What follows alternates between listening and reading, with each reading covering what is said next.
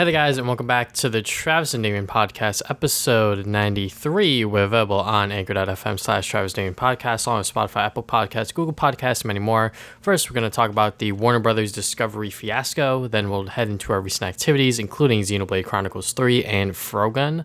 Lastly, our dive into the general news, such as Joker 2 and Crunchyroll buying RightStuf. So, let's just talk about the Warner Brothers stuff, because I think that that's what really was in the news wave in terms of the entertainment stuff. That's pretty much what everyone was looking at, because they straight up canceled a whole last movie.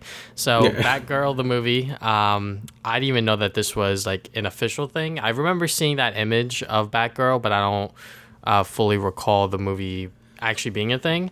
So it is now effectively canceled. It's not going to be releasing in theaters or on HBO Max. The reason is because they didn't have faith in it. They thought that it was really bad, and despite the film being nearly finished, in the final stages of post-production, a $90 million film alongside SCOOB, Holiday Haunt, which is the sequel to when the pandemic first started. There was like an animated Scooby-Doo movie, so that was the sequel to that. That's also canceled. So yeah, they just did not think the movie was going to work, and they further said that they are committed to making DC titles big theatrical event films, and Batgirl isn't that. So, damn. Obviously, like, my initial reaction to seeing this news was just like, wow, the movie must be really bad, or they're just making a huge mistake by just not releasing it at all. Because, like, the reason why they're doing this is for the tax write-down, so they could get most, if not all, of their money back, sort of thing. Yeah.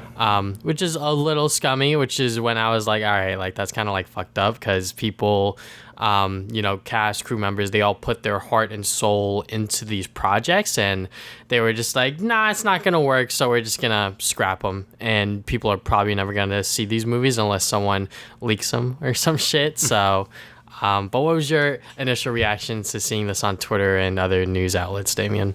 Yeah, first I also forgot like a Batgirl movie was happening. Like, I thought it was supposed to be like a series or something. Like, I forgot they were making this. Secondly, kind of sucks that they just straight up said like, hey, this is like a garbage movie, so we're just gonna make it a tax write-off so we can make our money back. Like, I feel like that showed very little faith in this movie. And again, it could have been bad. Yeah, it probably would have been bad. But I think it's still fair to just release the movie as is. But apparently they were doing some like stuff, and they were pretty sure it wasn't gonna make it to money back. So just like, fine, just make it a tax write-off, whatever. I think it sucks. I think it should have had a chance for people to at least watch it, and especially with the cast and crew members, because apparently a lot of them didn't even know this was happening until like it actually broke out. So that really sucks. And I'm sure that's not how you want to discover that, your main, like, oh, I'm like the main Batgirl, and then it's like, oh, it just is not happening anymore. Like, I feel like that kind of sucks. So but again, like, we never know for sure. I mean, like, they still released Morbius, that was still a thing that happened. Or Morbius, whatever. And that movie sucked, but like, at least we can make fun of it. So it sucks that we won't have something like that with this, but it is what it is. Yeah, because when I was thinking about it, I was like, Netflix doesn't really cancel shows, and then I was like, oh wait, they canceled all of their like animation stuff, so I was instantly wrong with that. But then again, Netflix has a lot of garbage on their platform, which is why a lot of people don't view Netflix as high value as it once was, and people really like HBO Max, because HBO Max, like, when you look at the library of stuff that they have on there, it's really good, especially not to like go on a tangent here, but like the anime stuff on there is like pretty good. They have a nice selection of movies and series that you can watch on there that you can't find anywhere else, and not just obviously with anime, but just like good shows and good series and movies in general. And the fact that they were the first ones to be like, all right, well, this whole pandemic's kind of like killing movie theaters because people can't really go there, so we're just gonna release them on streaming services, however many days after it's in theaters or simultaneously. And that did push people to actually watch these movies, which was a nice thing. Obviously contracts had to be renegotiated and stuff like that, but this movie just never seeing the light of day is a shame, because, even if it was as sort of early screen people, I forget exactly what it's called, but people who like saw test screenings. Yeah, test screenings. People who saw the test screenings were like, this is just a bad TV episode. At least give people a chance to make their own sort of final call on that sort of thing. And I always think that giving people, even like the bad stuff is a good thing, because they now know what they want from like, a certain character or a certain movie. Because, there's a reason why we got the Batman from Matt Reeves, because he knows what makes a good Batman movie, and he made that. So yeah, it really is just like they just release it, I don't know. I feel like now it's just gonna be like lost media, and now people are like, well, I wonder how it would have went and stuff like that. So I definitely think they should have just released it as is. Like, just you're right. We're at the finish line. You might as well just finish it up at that point. I even heard with the SCOOB movie, apparently like all the animation stuff was done already. Like the only thing they had to do was like do the music score for it, and that was it. But again, they were just like, nah, that ain't happening anymore. Again, I really think it would have made its money back though. Like I don't know, I felt like it might have not made that much of a profit, but I feel like it definitely would have made enough, just because it's like a new DC movie. Like I feel like usually they do okay even if they're not great. So either way, I think it is kind of just a really shitty thing whenever like companies do tax write-offs like this, because it's just like, okay, now we're just never gonna see it ever. So it happened to a lot of things. Like I think, wasn't Korra like a tax write-off, and Nickelodeon was just like a whatever, like it was something like that. There was a lot of instances where like just like companies just have no faith in these projects and just like kill it so they can make their money. But whatever, regardless, it sucks either way. Yeah, it definitely would have been nice to actually see this movie, because I feel like even because of this press now a lot of people want to see the movie, including myself. Now people want to see it. Yeah, because I'm like, well, now you're not giving it to me, and I kind of want to see it now, and there is a image that one of the directors shared with Michael Keaton as Batman, and he was going to be in the movie as like a cameo, and that would have been kind of cool to see in theaters, I think. And even if it wasn't going to be a theater movie, HBO Max is right there. So obviously $90 million, that's not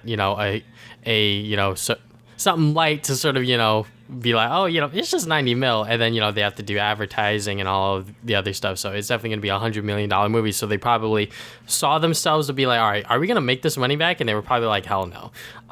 But it is what it is. I think that one of these days it's gonna get leaked at this point. I don't know. It's definitely gonna be like a whole thing, like in a few years, where it's like, remember that Batgirl movie? Like that never happened. Like I wonder where it is. Like it's gonna be a whole thing, and we were here. We were here when it was like happening. So I guess that's something to be excited about. But speaking of that, I guess we could move on to the other like HBO Max stuff, because you were just saying like they could have just dumped it there, but it looks like they're not even really like they don't really want to do that anymore, since they're like merging with Discovery Plus. So HBO and Max and Discovery Plus are gonna be one service now, and they're basically, the content is being targeted for removal trends to be shows and movies that are not like performing on the service, but have like an opportunity for like they're basically like taking off a lot of the high effort shows and shit now, and they want to have like more reality shows and stuff, which isn't great. Apparently the Discovery president that's like making this merger doesn't really see the value in these more high budget like shows, because they take too much money to make and not as many people watch them anymore, I guess. I don't know if that's really true or not, since a lot of the biggest shows are like big budget stuff. Again, yes, those reality shows also make a bunch of money, but it's also like it's like not like, it's just like popcorn entertainment. It's not really something you really like remember. Like you're not gonna remember like every episode like 90 Day Fiance or whatever. You know what I'm saying? Like yeah, maybe remember a few or whatever, but it's not like a whole. There's not like something like Breaking Bad or like Game of Thrones or whatever, Yeah. So this new direction for HBO in general just seems like to be pretty awful, since if we're going to see more lazy content on the platform, it just seems like it's not even worth subscribing to at this point, Yeah, I mean, them trying to make a whole new service instead of just merging everything from Discovery Plus to HBO Max seems a bit weird. I think that, like I said earlier, HBO Max's library is like really, really good, and it's something that should not be sort of, gutted like this. You know, some movies are just gonna disappear off of the service, and there's no other way to watch it other than pirating it if someone did that anyways, you know, which is why I hate exclusive streaming content, because it's like, oh, okay, like it lives on this service, but for how long? You know, like we don't know when it's gonna disappear. Like with the Netflix Marvel stuff, I was very scared when like, oh my god, we're not gonna be able to watch Daredevil or Jessica Jones or all of these other shows anymore. But luckily, you know, it's now on Disney Plus. But what happens when there's no more Disney Plus, sort of thing? You know, like when's that next step? So now with these movies and eventually some shows are gonna disappear off of those services, it's gonna be like, well, now what? You know, now people can't watch these things and enjoy them for what they are. And going back on the point of high budget, you know, scripted shows, HBO Max's like two biggest, I guess, shows on the service are Game of Thrones and Euphoria. And those two shows are high budget, or maybe not Euphoria, but, you know, Game of Thrones is very high budget scripted, you know, content. So, you know, I guess like this president being like, oh, you know, like there's no value in that. It's like, what are you talking about? Like there's obviously like an audience for this. I think that what it comes down to is just advertising and word of mouth. Like the reason why Euphoria is so good is because it really does sort of hone in on like this sort of, I guess, like Gen Z or like whatever generation you want to call Zoomers. it. Yeah, pretty much, with them being like, oh my god, like is this how high school is or some shit like that? Or even like people like me and you know, like we're in our early 20s still. It's like, oh, you know, like this is obviously not how high school is, but like you can see, you know, certain storylines and sort of see how certain characters are. You know, the way I described it is that like it's a much better version of 13 Reasons Why, because I feel like a lot of those characters in that show are a lot more realistic, even if the show is still, you know, sort of like exaggerating a lot of the stuff that's going on there. But anyways, you know, just them being like, oh, like we're just moving away from this content, and they're trying to make a whole new service to get other people to subscribe to this new thing that's going to combine the two instead of just merging one with the bigger one, which is obviously HBO Max. So yeah, it just seems like there's a lot of just like bad management, just bad leadership, and just really bad calls. Obviously, like, we don't know how this is going to play out. I feel like most people are in my camp and your camp, where it's like, this shit is not good. This shit is going to fail, like, at some point or another. It just does not seem logical to really do all of these moves when, like, you know, HBO Max as a service is probably, like, one of the top, if not the best, sort of, like, normie streaming service out there, where it's just, like, a bunch of shows and a bunch of movies, you know, because, like, Netflix has really dwindled in quality, but also just like they've been increasing the price and doing a lot of other shady stuff with like no password sharing, and like they're trying to like, you know, stop that or whatever. So yeah, like I don't know, I feel like the problem with HBO Max wasn't like the content. Like you said, the content's like good. I feel like it's most just the UI and stuff, but I feel like that's, you know, not easy to fix, but I feel like that's just a thing you could fix in general. But I feel like these changes to change its content so much, and again, just to make it into a new service is like, why? I feel like why you're ruining this good thing. It's already pretty good. Like you know, I like HBO Max, so like just having it be like more dumbed down, I guess, like for a more general audience, which I don't even know if that audience even wants that. You know, it's just like, what was this really aimed for? It really seems like a decision made by, you know, a bunch of like stockholders and stuff that don't really know what's going on. You know, the typical stuff that we usually expect when we see like big changes like this that don't really align with public opinion at all. And again, yeah, we see that with the cancellation with the two movies as well, with Batgirl and SCOOB as well. Again, there was a chance these movies weren't going to be great, but they should have just released them anyway. So yeah, this acquisition and like mergers and stuff, like they don't seem to be doing too well for HBO, at least from what we're seeing here, you know? Yeah, you know, it just seems all over the place. Obviously, I feel like when the Batgirl stuff was happening, it was like every single day or like every single few hours or something new on that story. So I'm sure there's more to come. Obviously, they're going to announce a brand new service that combines these two. That's not going to be HBO Max or Discovery Plus. But even then, who the fuck was subscribed to Discovery Plus to begin with, in my opinion. So, yeah. But as of right now, it does seem like everything's just falling apart, and I'm sure that the creators and the cast and everyone behind the scenes, you know, they feel the most of it. And I feel like even in my opinion, the SCOOB people probably feel the worst, because they were literally at like the final stretch of everything. Like everything was fucking animated, everything was done, just the music, you know, and it just got fucked over. I just feel like animation like is just gets fucked a lot from these, like, you know, like we heard with the Netflix stuff, and again with this HBO stuff I heard like they want to like cut a lot of animation and stuff. I probably because it's very expensive and time consuming. Oh yeah. And probably doesn't make as much money as like anything else. But it does suck that animators have to like eat so much shit over here, you know. Yeah. And it sucks because, you know, like animation is great, like I think we both enjoy that type of content, so it sucks that we just won't see like any of it, especially like more, I guess, adult centric like animation. You know, it sucks that just won't like be a thing as much anymore. Yeah.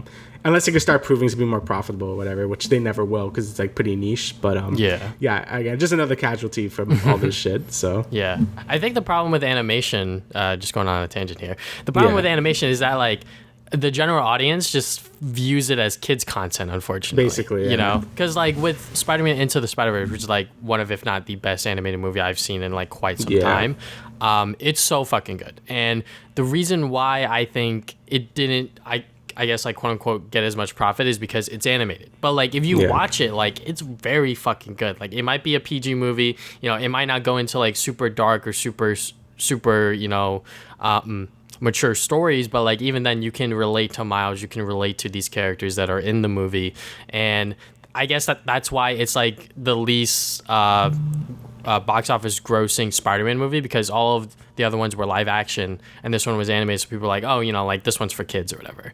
Right. So yeah, I think that stigma with just like cartoons and just like animation in general being made for kids should just be like thrown to the wayside. Like that's just such, you know, a boomer take, if you will, because that is just not true within 2022.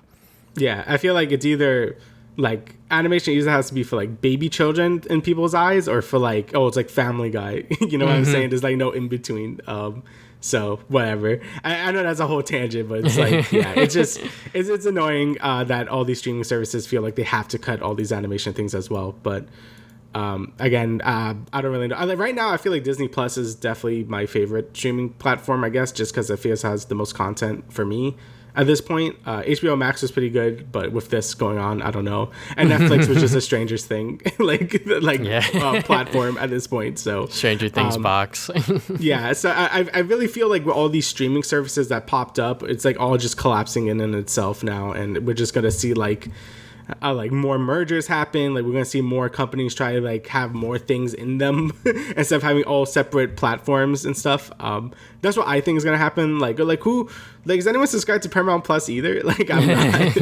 So yeah, there's just so much shit. Some people are. I mean, I think they came out with the number that like 4-point-something million subscribers, but I think that's just because they have certain shows and certain things on there. Like obviously the iCarly reboot, that's one of them that I can think of, but I can't. First, I can't think of anything else on the top of my head without Googling something, you know? Right. But yeah, you know, all of these streaming services and platforms, you know, at this point, they've all sort of released and come out, and the ones that are staying have stayed because they are monetarily successful, that they're able to stay afloat. But now you know, there's some of them are merging together and, you know, what have you. So, I mean, like even with Disney Plus, there's like that package with like, you could get like ESPN and like Hulu and all of that other stuff. So, you know, at some point it's all going to be on Disney Plus at one point. So Disney owns everything. Yeah, which is a little scary. It is. It's not a good thing. Moving on from there, we're going to get into our recent activities. So I'll go first real quick because I'm not going to spend too much time on the things that I have to talk about. But last Friday, I bought Frogun, which is a brand new indie platformer game. It looks like it's from the N64 PlayStation 1 era. So I was like, oh, you know, like this is a game that I've seen on Twitter a lot when it was like sort of like coming out, and I guess it released recently. So I was like, fuck it, I'll buy it on my PS5 because I want to record it stably, you know. So if I bought it on PC, I definitely would have had some trouble recording it. But anyways, so I bought it on my PS5, and pretty much it's a platformer with a girl, Renata, I think is her name, and and she has a Frogun, and she uses that Frogun to zip across platforms. She can jump, and pretty much every single level is its own self-contained little level, I guess. And you're trying to finish the level as fast as possible, but also to collect everything if you want. So there's that sort of like speedrunner aspect, but also that like collectathon sort of thing. I haven't played a lot of those platformers during that time, but if I had to guess, it's something like, like Banjo-Kazooie kind of thing where you're just trying to collect everything, but not within like the big hub world of Banjo, but just like a single level. Right. And I'm about like 2 hours in, and it's pretty fun. I really do like it. It's only like $20, so it's not too crazy. It is pretty much available on everything. It's available on Switch, Xbox, I think it's on Xbox. I know it's on PC and obviously PlayStation. Yeah. It's on Steam, actually, yeah. Yeah, so you can pretty much play it on everything, and it is very, very fun. I am enjoying myself. It's only like 5 hours long, according to howlongtobeat.com, so I cannot wait to finish it and actually do a review on it, because it's been a while since I've done one of those. But yeah, I'm very much enjoying this game, and I cannot wait to see how it goes. I just finished my first boss fight, which is, pretty simple. Just like, he's like chasing you, and then, he gets dizzy, and then you just got to throw something at him. So yeah, I think my only complaint that I can say so far, well, for one thing, I ran into a glitch where there's like these like I guess like holes like in the structures that you can jump in, and then you'll go into like a mini like platforming challenge, and I jumped into it, and then it took me back like in the hole, but like she only has one jump. So I was stuck in the hole, and I was trying to like figure. Soft lock? Yeah, kind of. So like the first time I actually got out of it, I don't know what the fuck I did, and then the second time I tried to do the same thing, but I just had to like restart the level, and I was like, fuck it, whatever. But my only complaint is that like, so the Frogun is attached to the X button, and the jump is on the circle button, and that shit was throwing me off, and I was like, what the fuck? What? Yeah, I was like, what the fuck? What are these controls? But obviously, like, you'll get used to it. I don't think that's weird though. Yeah, I don't think there's any way to customize it on a PS5, but that's my one little complaint. Obviously, like, because it is reminiscent of like old school platformers, when you die, you just go back to the start. There are checkpoints, but they're very far and few between. So the game is very much about trial and error. So don't get too frustrated if you like die and like you mess up or whatever, because that's just part of the game. Especially if you're trying to collect everything, like that's just part of the challenge and part of the fun. Obviously, if that doesn't sound like fun to you, it's not gonna be fun. But yeah, I am having a good time with Frogun. Next thing I got here is a movie, Jordan Peele's latest, Nope. I'm gonna be honest, I kind of fell asleep like in and out, because we saw it in the City, which is a very, very nice theater. It's called the Nighthawk. But the problem was that we were out all fucking day, so when I finally got to sat down or sort of like sit down and like watch the movie, I was like, I'm so fucking tired. I was like falling like in and out of sleep, but like I definitely want to rewatch it, because just like the concept of this movie is very, very good, and sort of like the theming and like the message that it's trying to send. I think that this is Jordan Peele's most experimental sort of like horror movie. With Get Out, like that was very much like, a sort of like straightforward, I guess like thriller, psychological sort of thing. I'm probably getting these fucking genres mixed up or whatever. But the second one, Us, that was very much like a fucking slasher film. But this one is very different. There's obviously like still like that comedy aspect. Like my fucking theater was laughing their ass off at pretty much every single joke, and I was like, yeah, like this movie's very fucking funny. It's fucking Jordan Peele we're talking about here. Right. But yeah, I think that this one is definitely the most controversial, just because of that sort of like theming and stuff. It's not very clear in its message. You sort of have to pick up as to like what the characters are doing and sort of like what the story is actually about. So yeah, but I definitely obviously have to rewatch it so I could actually see the full experience. The thing was that the movie starts, right, like the first 5 minutes. My dad calls me, and because we're in the city, and he's like, what time am I picking you guys up? And I was like, I don't know, but I'll call you or something. So then when I get back, something big already happened, and I was like, I'm fucking checked out. Like, because this movie's very strict in terms of like having your phone out and like talking. So like if I were to do that, I don't want to get fucking kicked out. So I was like, I guess I'll just eat this L and just like try to pick up as to what the fuck's going on. But Yeah, I definitely have to rewatch. Yeah, I actually know what happens in the beginning because apparently it was like a big, like, it was like a thing. So Yeah. yeah. I was like, I don't know what the fuck just happened, but I think I know what happened. Anyways, moving on from there, Shikimori. I just finished the last episode.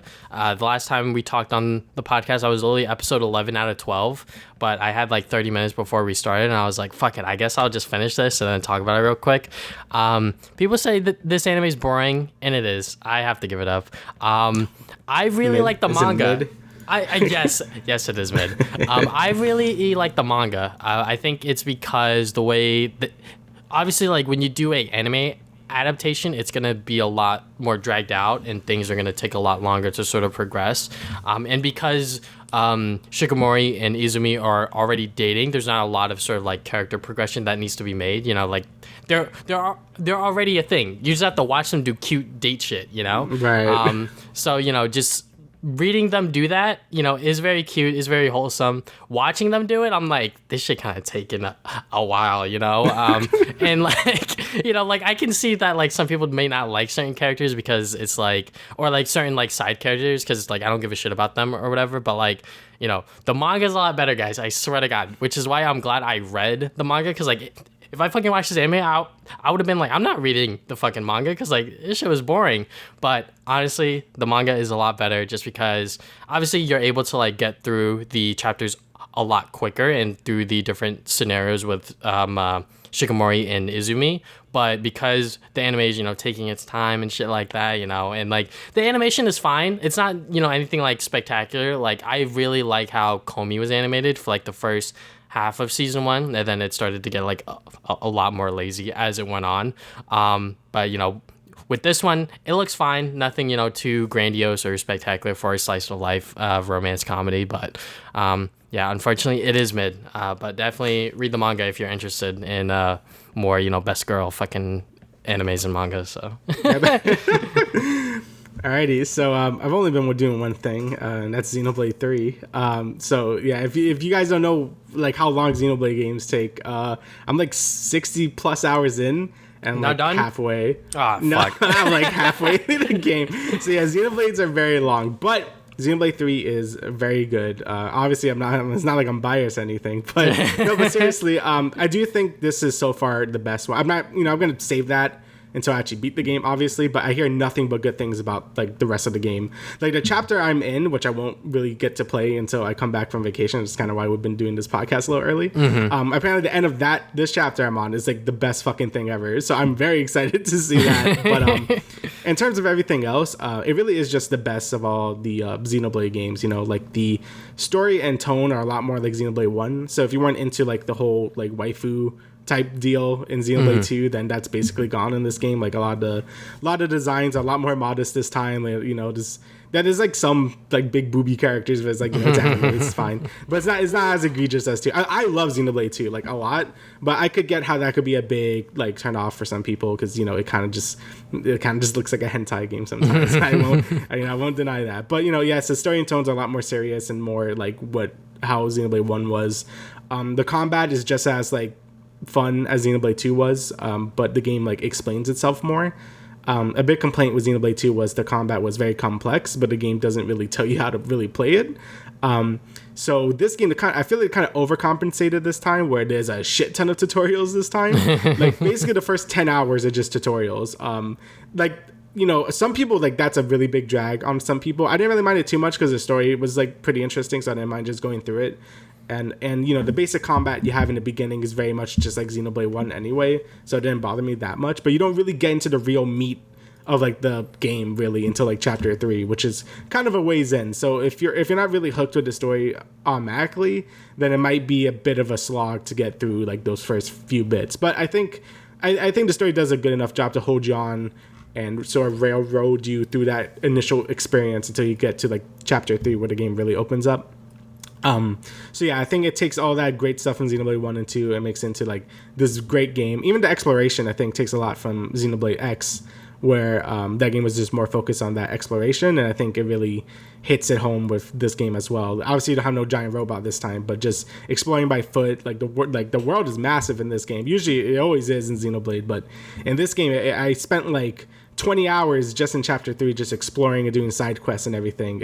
It's insane how much content there is in this game.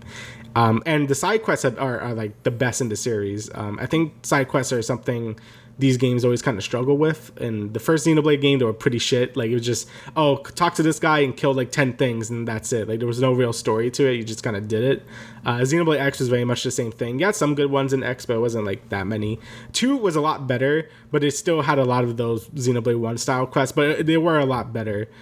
This game basically removes all like those filler side quests, and like every side quest you do really expands like the world in some way, like either from like the town you're in or some new character you meet. Like, it all like sort of adds into the world and doesn't just feel like busy work. Like I read every quest dialogue and it's all like been really good, which is nice because, you know, most JRPG or most any RPG side quests could either be good like that or just shit, like just kill things to get XP or whatever. So yeah, I think the world and just like the side quests have been really good.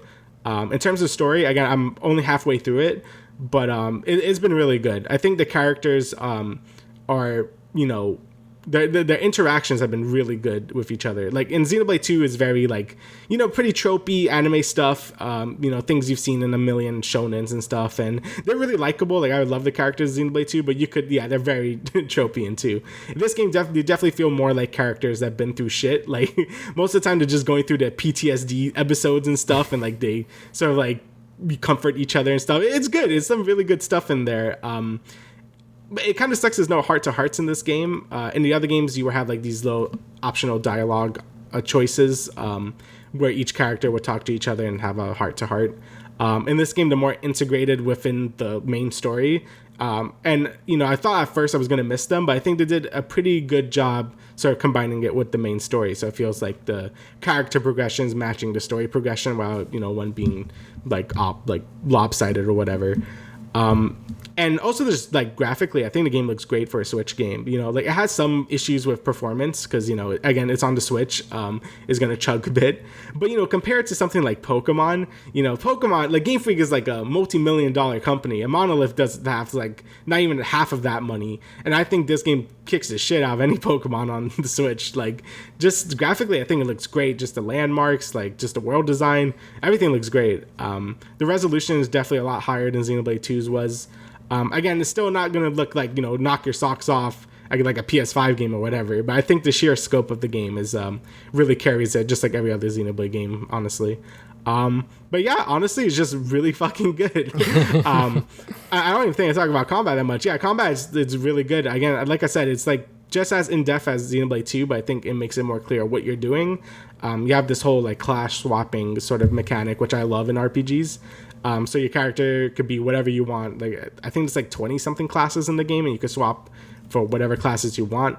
And when you level up a class, you could sort of combine their different skills together and the different passive abilities, and you can make your own, like, min-max your heart's content. And I love that stuff. And, you know, there's chain attacks still. They work differently in this game than in 2, and I think they work better since you could do it more often. Chain attacks is always like a fun mechanic where, you know, you basically fill up a gauge, you do a big old team attack, and then you just kill whatever's in your way.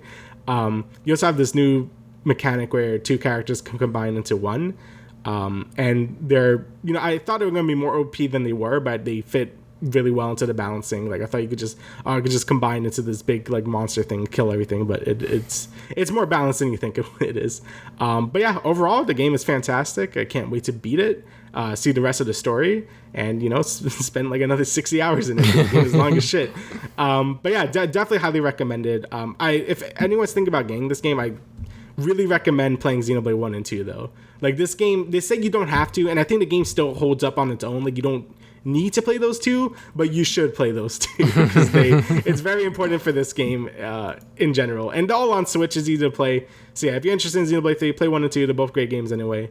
But yeah, overall, I'm very happy with this game, and can't wait to see how it ends. And then I'll give a more in-depth, you know, sort of review, I guess. All right, so now we're going to dive into the general entertainment news. So first up, we got the Andor trailer.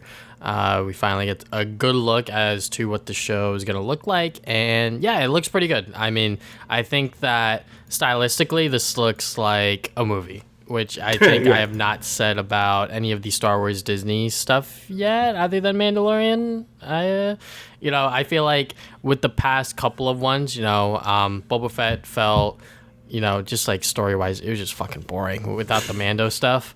Right. And, looks-wise, it looked fine. And same thing with Kenobi. There were obviously, like, some really cool scenes within Kenobi because you got fucking Obi-Wan and Darth Vader and shit. But with this one, it's very much relying on you liking... obviously what happens after Order 66, and obviously you liking Rogue One as a movie, which is still a little divisive, I guess, within the Star Wars community to some extent. I know that there's people that fucking love this movie. My girlfriend loves Rogue One, and when I watched it, I was like, it's all right. That's how I felt too. Yeah. So when we're getting a series about one of the main characters from Rogue One, Andor. And they have, I guess, like a roadmap as to what this series is going to be about, because this takes place a couple years before Rogue One. I guess we're going to see Andor sort of become his own and sort of join the rebellion, sort of stop the Empire and all this other shit. So, it can be fun. It definitely looks very, very good. But obviously, what the story is and sort of what the contents have to hold, I think, is what has me most intrigued. I know the main old guy, he's from fucking Thor, and I've seen him in other things too. So I'm excited to see how his character plays out in particular. Yeah, it looks good. Again, it's been like a long time since I watched Rogue One. I watched it in theaters when it came out, and that was, I don't even know when that came out, like 2016 or something. So it's been quite a while. And I like that movie. I think the first half kind of dragged, but the second half was pretty damn good, I think. And I think it's just going to kind of rely on how much you really care about Rogue One or like just the Rebel stuff in general in Star Wars. Since I grew up with the prequels, I'm not as into the Rebel stuff as I am into the like Jedi stuff in general. But I think it's easier to make a story about Rebels just because it's just like, that's pretty standard storytelling at this point.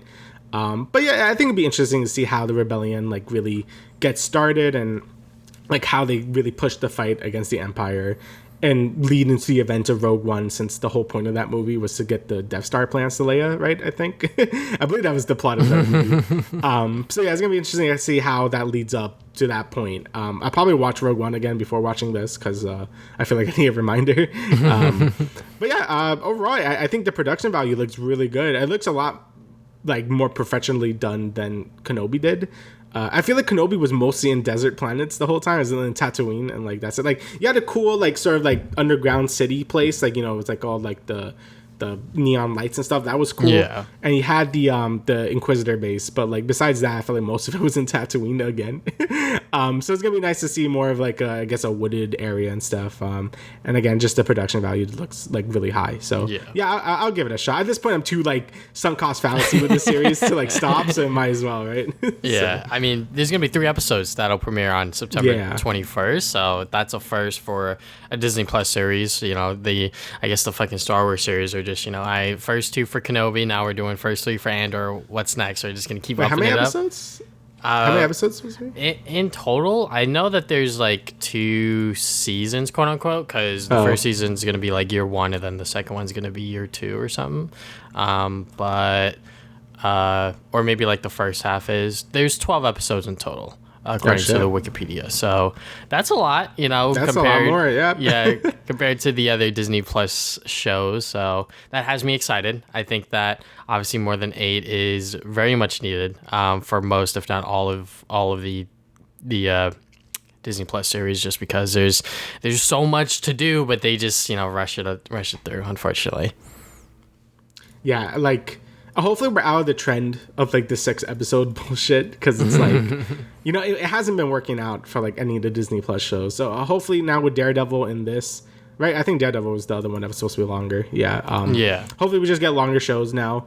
She-Hulk supposed to be more episodes as well, I think. So yeah, but I think those episodes are shorter as well. They're shorter though, right? So it's a fucking trade-off. Yeah, monkey's paw. But yeah, hopefully we get just more episodes in general, so these shows could breathe more. We've already talked about this ad nauseum. So, but more episodes, please. All right, so next bit of news, we got Joker 2, or Joker Folie de Ducks? Folie Folie à Deux or some shit like that. Folie à Deux. It's Joker 2. It's French. Sorry to everyone. We are fucking American. So it's confirmed to come out October 4th, 2024, with Lady Gaga co-starring as Harley Quinn, which we already knew about. So yeah, this is going to be pretty interesting. Is it still going to be a musical? I believe so. Yeah, none of that has changed. Okay, so it's still going to be a musical and still going to have Lady Gaga. So this is going to be very interesting. It's going to be, because, I love Joker 1. I thought Joker 1 was great. I felt like it didn't really need a sequel, but if they were going to do a sequel, then you might as well just go crazy with it, I guess. Yeah. So I'm really interested to see how this direction goes, as I feel like this is more interesting than just a straight up follow-up. I was just really scared that we're going to do a Joker 2 and just had him fight Batman or something, because I feel like this Joker isn't really suited for that. Like, I feel like I don't really see him as like a super villain type deal. So I feel like whatever they're going to do with him and Harley Quinn in a musical setting sounds more interesting to me than just a standard like I'm evil Joker thing, So. Yeah. I think what really is good about Joaquin Phoenix's Joker is that it's more of a character, that we're following, not just like, like he's battling with himself sort of thing. And with this one being a musical, and now we got Lady Gaga on board and everything that's going on, I was definitely in the same boat as with a lot of other people that were like, we don't really need a sequel, like the first movie ended kind of well, but if they're gonna make it a musical and do all of this other crazy shit that's going on, it's like, fuck it, whatever, like might as well do it. They obviously have a very good idea as to what they want this next Joker movie to be, and I believe it's going to take place mostly in Arkham Asylum, which is going to be kind of cool. Oh, that's cool. I hope we don't get any like dumbass cameos or whatever from like other people in the asylum. I think that like here's Killer Croc. It's like randomly just having the movie focus on these two and do whatever musical bits or whatever the hell that their vision is, go all for it, fuck it, whatever. This is like the one saving grace from the whole Warner Brothers Discovery thing that is hopefully not going to be touched all that much. Unfortunately the Flash movie is still coming out, but everything else got fucking canceled. Yeah. But anyways, I am very much excited for this movie now that everything's sort of like confirmed and set in stone. I think once we get a trailer for this, I think that people are going to lose their shit. We're probably going to get some sneak peeks of what's to come within this musical Joker movie, but I feel like no one really knows what they're looking forward to in this movie, or not necessarily that. I think I'm saying the fucking wrong words. No one really knows what the fuck this movie's going to turn out. Right. Yeah, it's going to be a big surprise whenever this movie comes out, and if it's good. Like, I feel like it's either going to be really good or like not good. I don't know if it's gonna be mid. I think it would either be bad or like good. So we'll see. I really like Joaquin Phoenix as Joker, so I'm sure I will enjoy this movie. I think Lady Gaga as Harley Quinn sounds like a good like casting choice, at least to me, especially if it's supposed to be a musical. So yeah, I'm definitely looking forward to it. So I guess we'll see when it comes out. What fucking movie? A Star Is Born. Yeah, she was great in that, and she's obviously done other roles since then, such as House of Gucci. But I've not watched that movie, but I heard that one was also pretty good. But yeah, it seems like she's making it in Hollywood, if you will. Oh, yeah. Moving on from there, we got Crunchyroll has bought RightStuf Anime. So this shit really came out of nowhere. So Sony is, getting their hands even further into the anime rabbit hole, and now they have RightStuf Anime, which is one of, if not the biggest sort of online retailer for manga and figures and all that stuff. So yeah, I mean, at first I was like, oh, like that's kind of cool, but then again, I remember Sony's like, having a not a monopoly, but like they got their hand deep in that fucking anime and manga scene at this point. Yeah, they probably see that, like anime has really exploded over the last few years in terms of popularity and just like, I guess, general like acceptance of it. Like, it's not weird to be a weeb anymore or whatever. Like, like I'm pretty sure everyone has seen like Dragon Ball, or people probably watch Attack on Titan. Like, it's a very normal thing nowadays. And I think Sony has been seeing like just how much, like how profitable anime and like merch is, especially. So it makes sense that they just want to like buy out everything while they can, while they're cheap. especially since I don't think Sony has been doing like too great in terms of anything else. In terms of like they're mostly just like game stuff, like movies wise, like they're kind of just hit or miss a lot of the time. So them dipping into like hard into anime makes a lot of sense. Again, it's not great when one company buys everything. As you can see through all the comments in this Crunchyroll thing, people are not happy about it. But yeah, it makes sense that people wouldn't like this, that they could maybe upcharge more for things because there's less competition and all that jazz, standard like monopoly stuff, how that stuff works out. But in terms of Sony, it makes sense because they see it, like anime is an exploding thing and they want to get their hands on it while it's like blowing up. Yeah, I mean the whole thing with RightStuf now doesn't sell or even have like 18 plus sort of stuff on their website, which is kind of crazy. I think that I guess Sony's been doing that like low key, like when they like get these anime and manga companies, they're just like, I like no more like hentai and like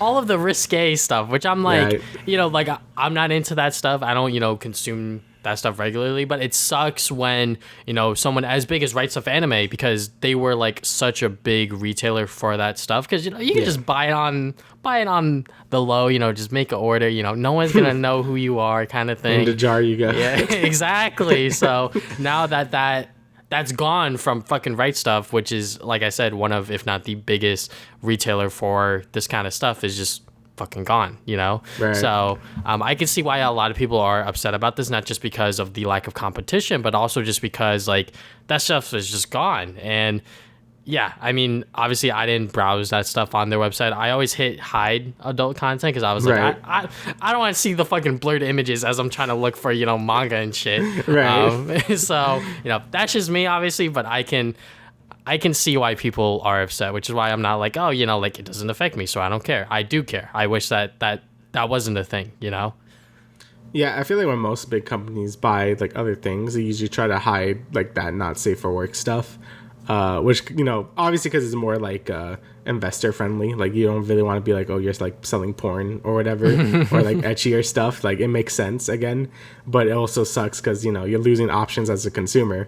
Like I also don't really like go out like looking for that stuff to buy or whatever, but if there's that choice for people, then like let them do it.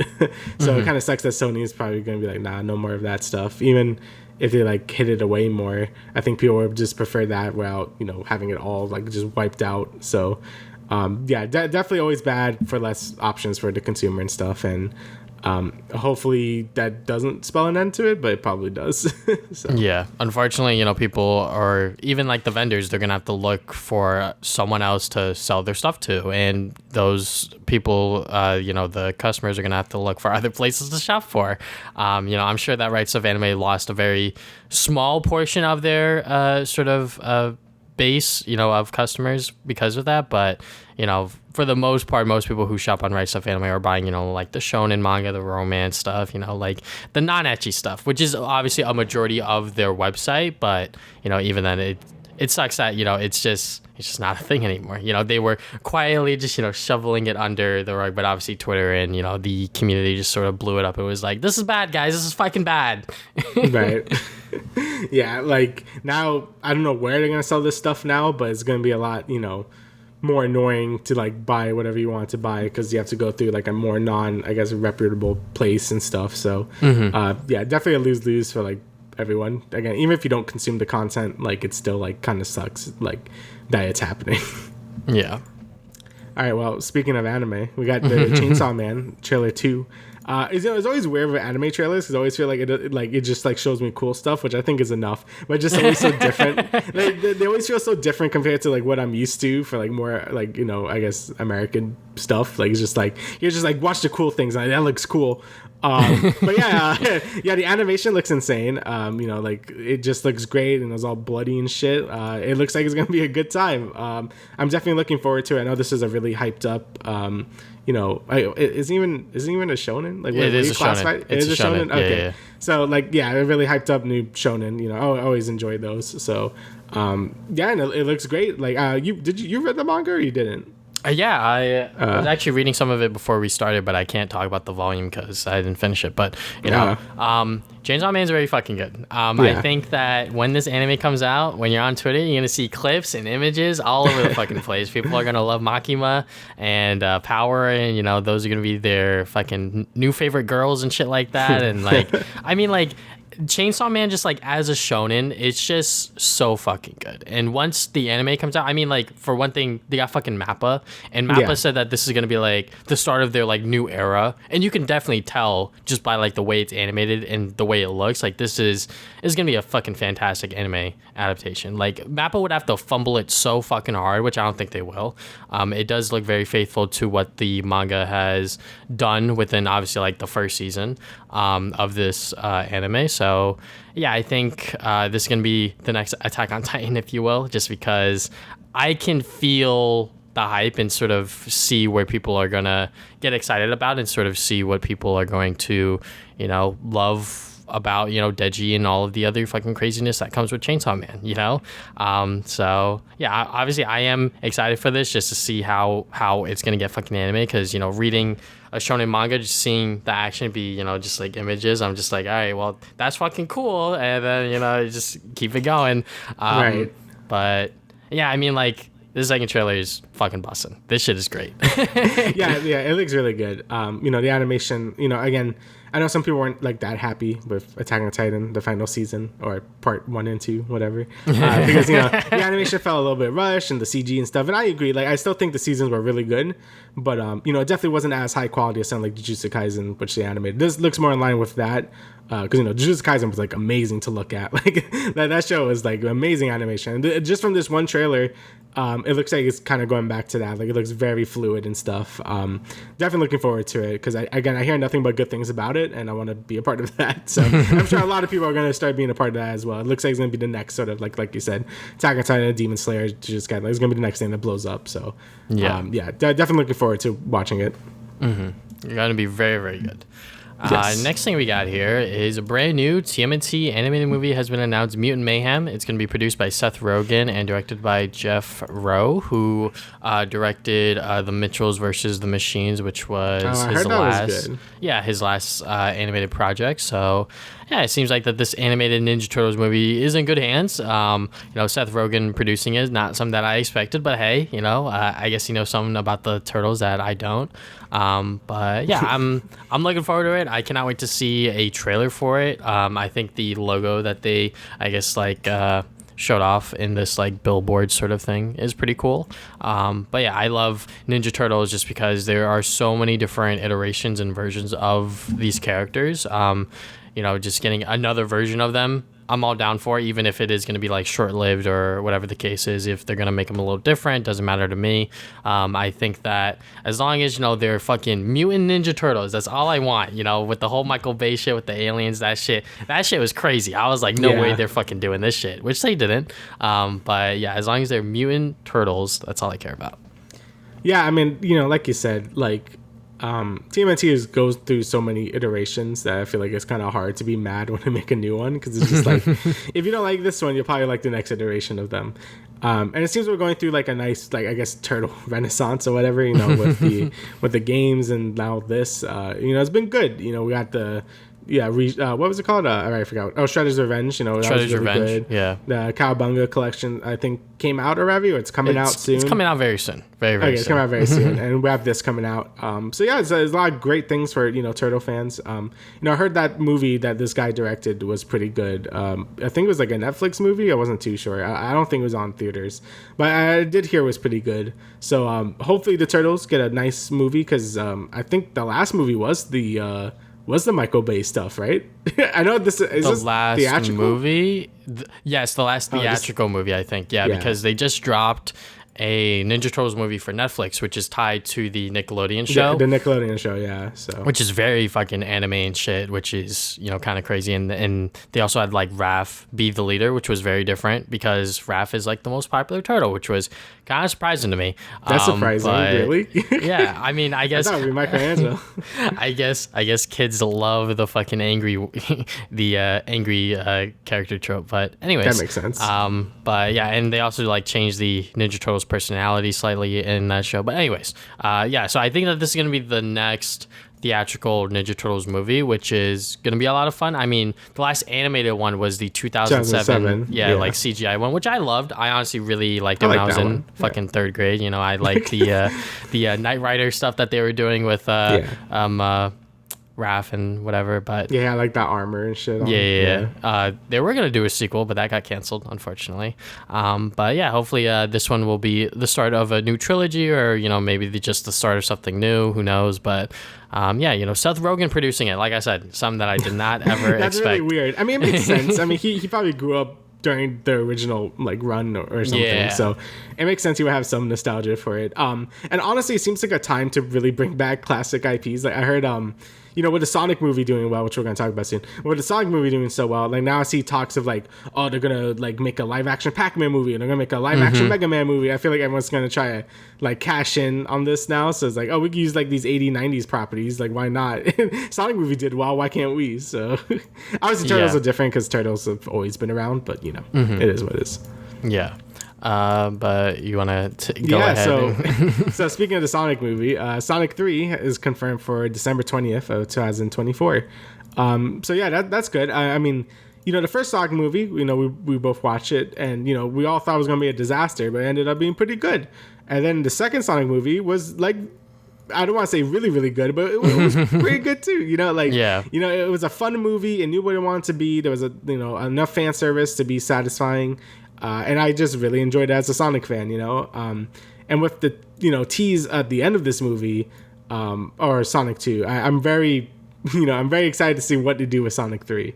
You know, that's all I'm going to say. You know, if you haven't watched it yet, I don't really want to spoil it. But it seems it's going to be pulling things more from the era we grew up with rather than the Genesis stuff, which is pretty exciting. So I'm glad that they are recognizing that, you know, Sonic stories in general, you know, back then weren't all that strong. You know, there was like a huge gap between Sonic 3 and then the adventure games, which they're going to explore within Sonic 3.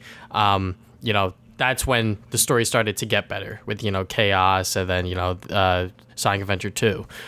So, you know, I'm glad that they're just jumping right to that because, you know, they could have done Metal Sonic. They could have done some other stuff.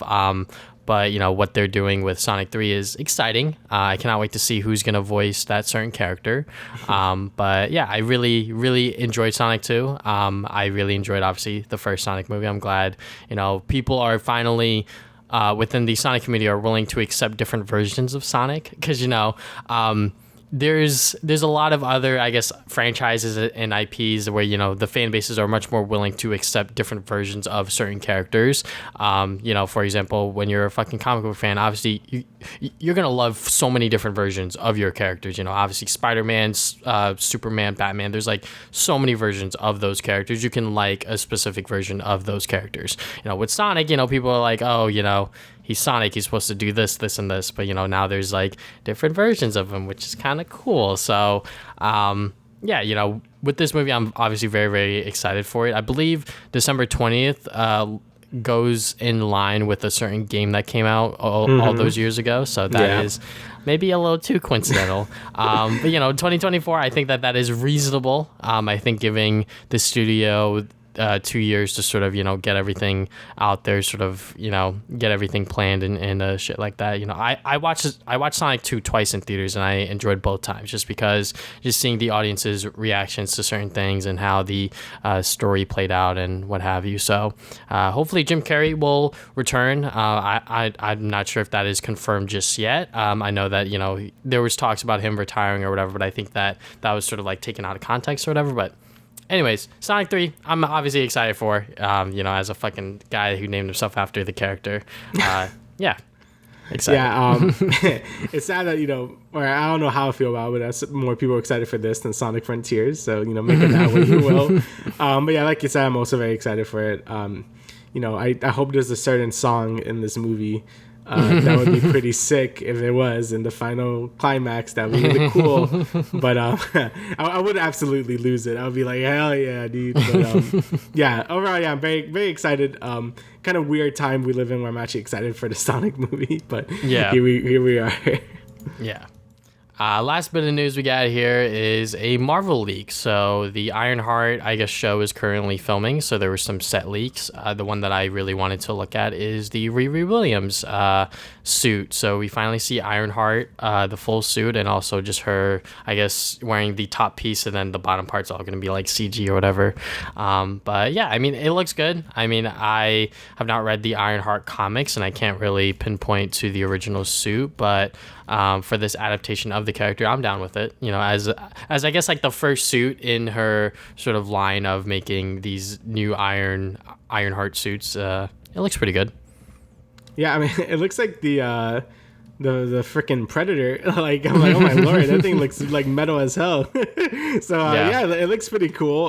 You know, a lot bulkier than I thought it was gonna be. I mean, yeah, probably because it is like a, you know, might be like her first suit or something or whatever. Mm-hmm. But I think it looks pretty cool.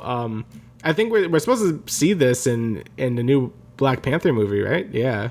I think potentially. I think she's supposed to show up during that. Like, yeah, might do a thing where it's like, oh, this character is here, and then we won't see them till a little later. Which is cool. I think I like it when they do that because here's like a little like teaser of who the next big hero is going to be. That's honestly a lot more effective than the shows, in my opinion. Yeah, at this point, I think it's better. I think, didn't we talk about this? I think we talked about this last time. Yeah. Okay, kind of like, I thought we talked about this. But yeah, you know, I'm excited to see, like, her and what she does, because, you know, there's not really anyone in, like, an Iron Man suit anymore, you know, because, you know, Tony Stark kind of died. sorry if you're figuring this out now. But, yeah, it's going to be cool to see, like, another sort of Iron Man equivalent at this point. And, you know, I'm just excited to see more of what the MCU has, because, you know, the MCU has been kind of, like, a bit in a rut. So it's going to be nice to, like, hopefully move forward, and hopefully Black Panther 2 could really recapture a lot of people's trust. I see on Twitter just nonstop just destroying the MCU lately. It's been like please stop. I'm already dead. I mean, like, when you got so many movies and so many shows, obviously people are going to pick apart certain things, which, you know, I don't blame them. You know, I don't blame them either. Yeah, there's obviously certain things about the MCU that are not perfect by any means. I just saw I saw a meme where it's like Spy Kids 3D, and it's like, this is what Marvel movies look like to me nowadays. I'm like, damn, dude. Yeah. So hopefully the VFX artists are treated a little better moving forward now that news hole broke out. But I feel like most people forgot about it at this point, unfortunately. But yeah, I mean, I'm excited to see Riri Williams in the MCU, and obviously this first suit looks pretty good. Obviously, we're gonna get much better suits as we move along, just like with Iron Man as he did. So but I think that's everything for this episode. We got a short one this week just because, you know, we gotta do it a little bit early, but that's fine. So is there anything else you'd like to add, good Sa? No, that's everything. I had to be on vacation, so we're doing it on a Tuesday instead of a Friday. So if we miss anything, then that's probably why, like the Splatoon Direct. But, you know, here's my impressions. They shoot ink at each other. I'm going to buy it. So there you go. But yeah, thank you guys for listening to the Travis and Damian podcast. Once again, we will see you guys 2 weeks from now, a little more than that, with the next episode. All right, laters.